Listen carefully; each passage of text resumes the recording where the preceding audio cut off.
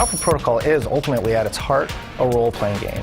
Beautiful night. It really has to do with the story and the characters. You come to kill me. There's a whole lot of enemies to fight, cool things to find, doors to kick down. You get lots of toys and guns and gadgets. We have the reality that you imagine in your head when you're walking out of a James Bond movie. It's just like blah, blah, blah. Make people just go, holy shit, that was awesome. Everybody talks about story in games and that story is the most important thing, but I think we really hit it. I'd say it goes as far as donkey punching it.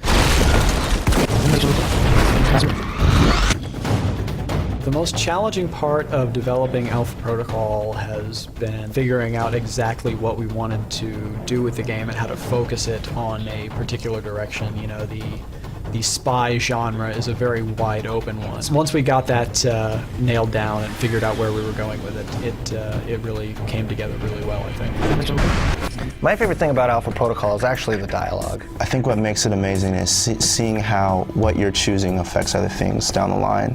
What you do now, huh? Kill me? That not get your missiles back. A lot of the more interesting tense moments in the game come when you don't really know what an enemy's motives are and what their agenda is. You can't stop us. You haven't won yet, asshole. When it comes to the main character, Michael Thornton, we didn't want him to be too good looking. He is not your prototypical super secret spy, but he's still likable. I can't. You don't know what's going to happen. Neither do you.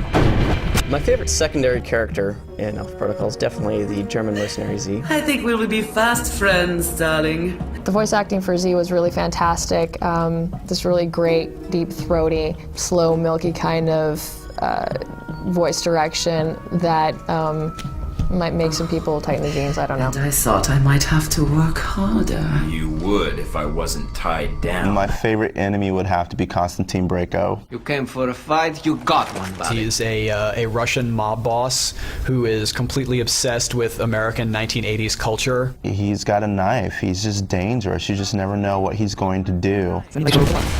My personal favorite gadget is the noisemaker. All it does is project a little burst of noise at a distant location. It'll cause enemies to respond as though they've heard the player over there. They'll go and check it out, and it just can create some really satisfying combos where you can plant a proximity mine on a wall and then lure people over and blow them up.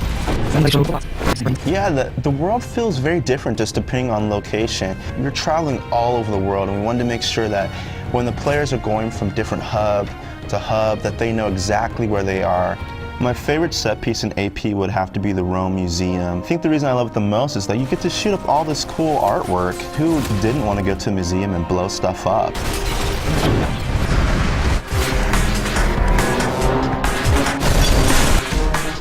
When people look at Alpha Protocol, they have a hard time understanding how it all fits together. I want to know what you're doing here. Who sent you? Until people play it and see how we've constructed everything and how all of these pieces of the puzzle fit together, they're not really going to get it. Who the heck are these guys? I think when they play it, they will get it, and then they're going to think, wow, this is great. Case of emergency.